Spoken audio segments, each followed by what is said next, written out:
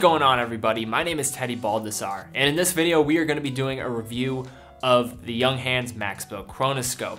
So first, what we're going to be looking at is the history of Junghans and Max Bill, because I think that's an important thing to address when we're looking at this watch. Next, looking at the specifications of the watch itself, and then looking at the pros and cons, and then finally looking at the verdict. So guys, without further ado, let's jump into the review.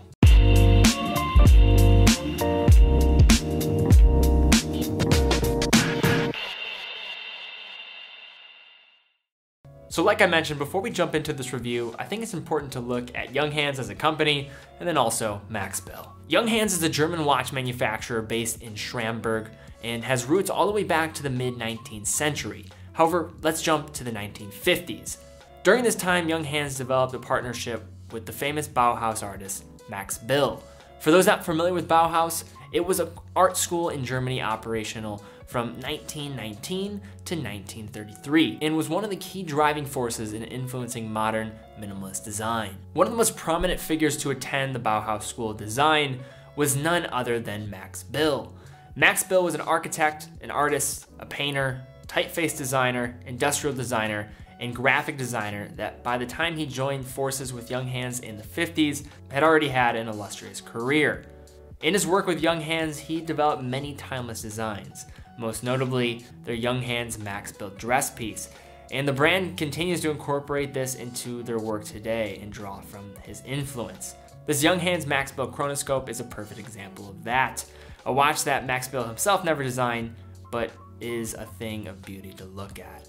So now let's take a look at the watch itself. The watch comes in with a stainless steel case, and although has several dial options in terms of colors and also a non-numerical option, I think the silver numerical version looks the best.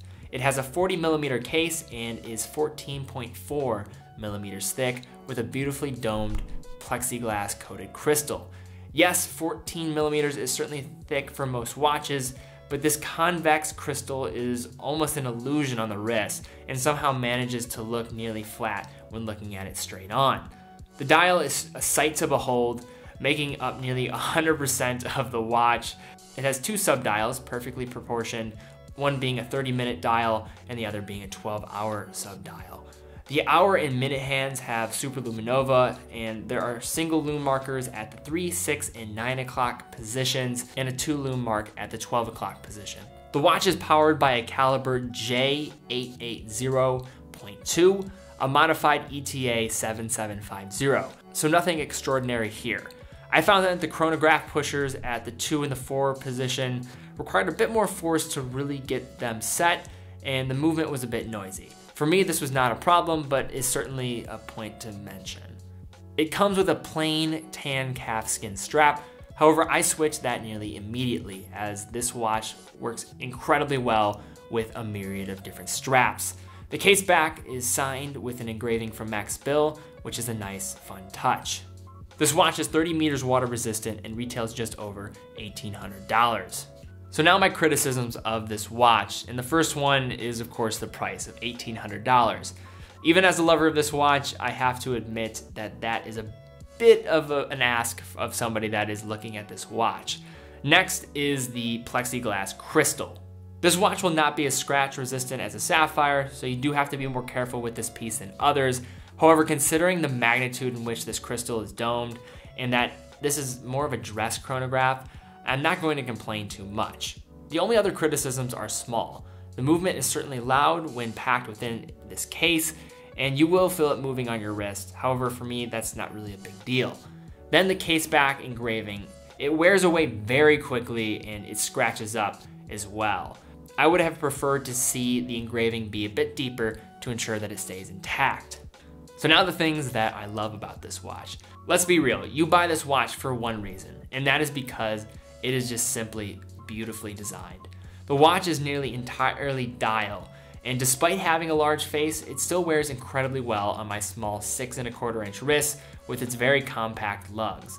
The watch is so simple, yet through its simplicity on the surface, it somehow manages to demand attention. Out of all the watches that I own, and I own watches like Nomos, Tudor, Rolex, Omega, this is the watch that gets the most compliments by far. I managed to pick this watch up for 60% of the retail price as well, so if you can find it for anything near that, I think it's well worth the money. Lastly, this watch could be the biggest strap monster I have ever seen. There's literally no strap that does not look good on this thing, and with this 20mm lug width, you'll have a lot of options here. So here's my verdict on this watch. Will it wow you with its materials and its movement? No, but that wasn't why I was drawn to this watch to begin with, and wasn't why I decided to buy it. It was simply because of the design.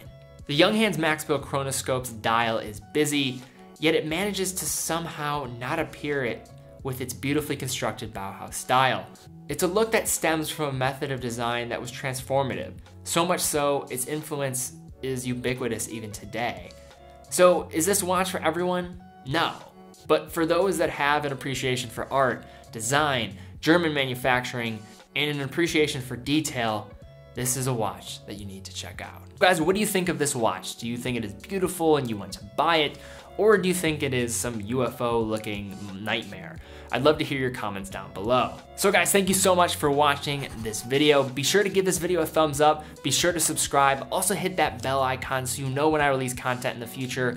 Also be sure to follow me on Instagram as well. I'll be posting more updates there and awesome pictures of watches. So guys, until next time, be well, and I will see you all very soon.